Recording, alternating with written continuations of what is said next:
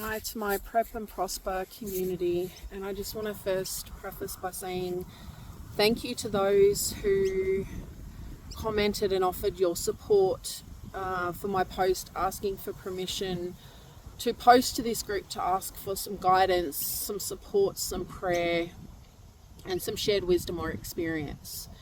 So before I move forward, I do just want to preface that suicide, domestic violence, mental health will be mentioned. So if those are triggers for you, please do not go any further. And if you do go ahead and listen to this, regardless of whether you comment or share, thank you so much for taking the time to listen. For those that don't know me, I'm Chantel Thompson. I'm a proud Barkindji Yimpa woman. I'm a First Nations woman from Australia. I'm a very proud mum of 5 children ranging in ages from 17, almost 18 down to 3. And I'm known in my community as the Barkindji warrior heart. My whole life has been about fighting to reclaim and remember my truth, my heart, my dreaming, and the ways of my ancestors and my culture, and being able to weave that into a modern day context rather than having to prostitute or be defined by my trauma and the deficit narrative of coming from the oldest surviving culture of the world, or surviving and overcoming the trauma and the deficit that I've experienced, but that has been a part of my story, not defined it. The defining aspect of my story is the courage to listen to my heart and to be guided by my ancestors and grounded in my identity and led by my dreaming. The last 2 to 5 years, I've realized, or I started to get the knock on the door and the calling that who I was being and how I was showing up wasn't in alignment to the calling on my life or to my purpose.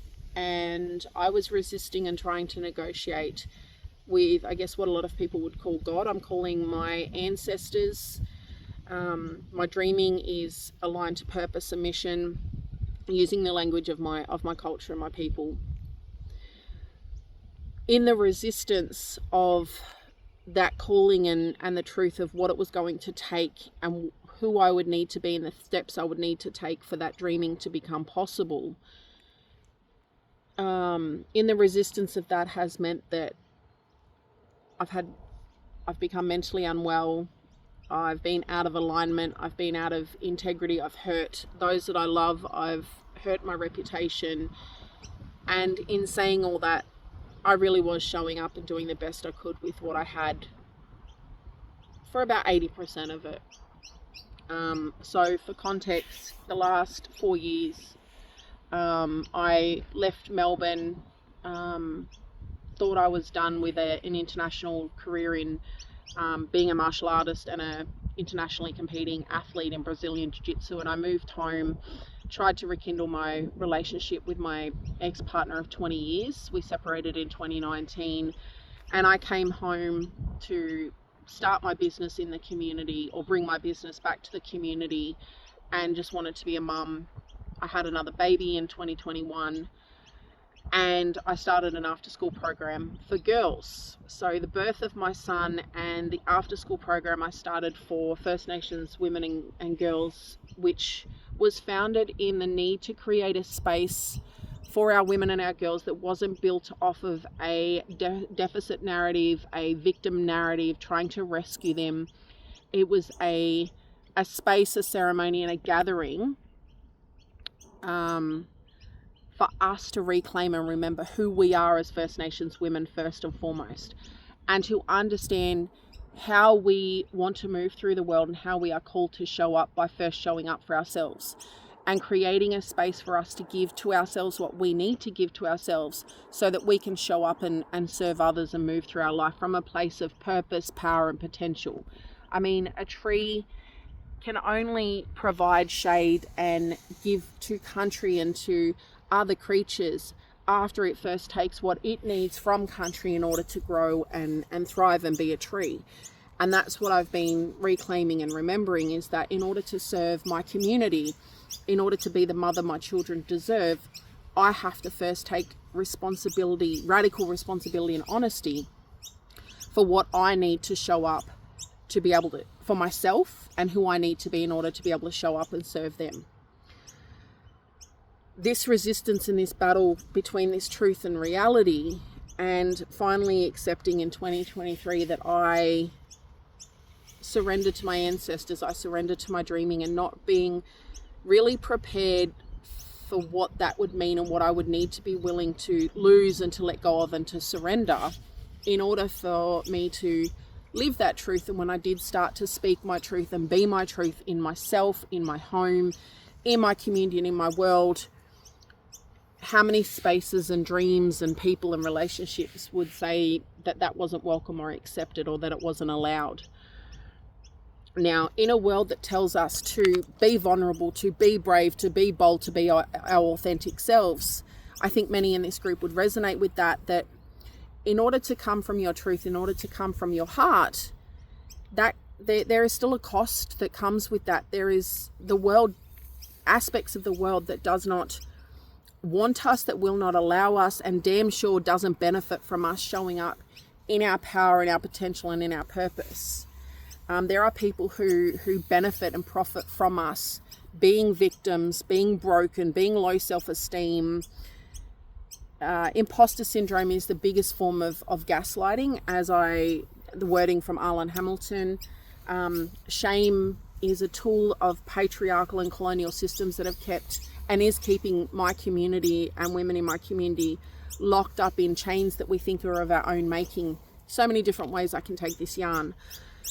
But since I've started walking and moving to be in my truth,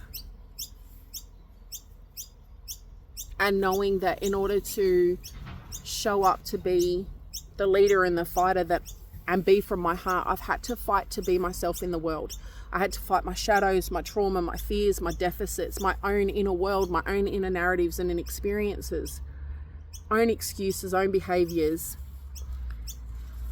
And I had to fight the external narrative that was telling me everything that I could or couldn't be, that I was too much or not enough. I ended a 20-year relationship. I've only just started speaking truthfully to myself about the level of emotional abuse that came with that, the narcissism, the gaslighting, and even now I feel a lot of shame saying that, questioning my own experience. Because when I spoke my truth to that, people cut me off and people said that I was lying. My oldest daughter has cut me from her life. I've missed her final year of schooling. I've missed everything in her life this year. I've missed her first boyfriend, her final year of schooling, her Deb, her being vice captain, and I'm about to miss her graduation today, and in 12 days I'll miss her 18th birthday. Because in her words, who I'm being has been the trauma in her life, that everything I've done and everything I've been about has just been for myself, and I've only used my children to make myself look good, and that my ex-partner is a victim to my narcissism and my dreams. He sacrificed everything to be the stay-at-home dad. So today I'm on country, I guess asking this community if you've ever been in a situation where you have been called to something bigger in your life, and who you are being and the dreams that you've had, you've realized that you've had to let go of those in order to step fully into that dreaming and that calling. And what did it cost you, and how did you move through that? And the second part is, how did you keep your faith and your focus in the path to your dreaming or that calling, and your alignment and your integrity when the reality of things in front of you, the scarcity, was real? How did you keep abundance and faith and focus when the bills were piling up, the hardships were there? So for context, I tried to suicide in December. I spent 2 weeks in a mental health facility in February. And with everything this year of trying to show up and support my 3 younger children solely on my own with no financial contributions from my ex, trying to keep an organisation going, I haven't been showing up and building my brand and my business. We haven't been successful in getting grants for the organisation, so I haven't had any steady, sustainable income since August. I've been battling my own mental health and depression. So it's meant that I now find myself, I just had to move house last week. I now find myself today going to seek financial assistance for food, fuel and rent relief, and I'm battling the shame in that. Today is my eldest daughter's graduation for her final year of school, of which I'm not welcome. I've just spent 3 days of emotional and mental abuse and narcissism and gaslighting from my ex over a situation with our oldest son. So how do you keep the faith and the abundance in times of hardship? And how do you navigate the grief and the loss and the shame that comes with you showing up to the world and saying, hey, this is me. Hey, this is me, this is my truth, and the world saying, you're not allowed, you're not welcome. I've left my jiu-jitsu community here at home because of my truth. I've ended my 20-year relationship. My daughter said I wasn't welcome. I've applied for over 20 positions in my community that I'm qualified or overqualified for. I can't seem to get a job. And now I'm facing the financial consequences and pressures of that. I've reached out and personally approached organisations here in the community that I'm very qualified to serve and add value to, and requested meetings with the CEOs and been ghosted, and just hoping and praying and showing up for a miracle. So any words, advice, support on how you stayed focused and in faith in the calling that you and your truth. And if you've gotten this far, thank you so much for listening. Thank you so much for your time and any support that is offered, or just your energy in being here to hear my story. And thank you to those that keep this community going. Big love and gratitude.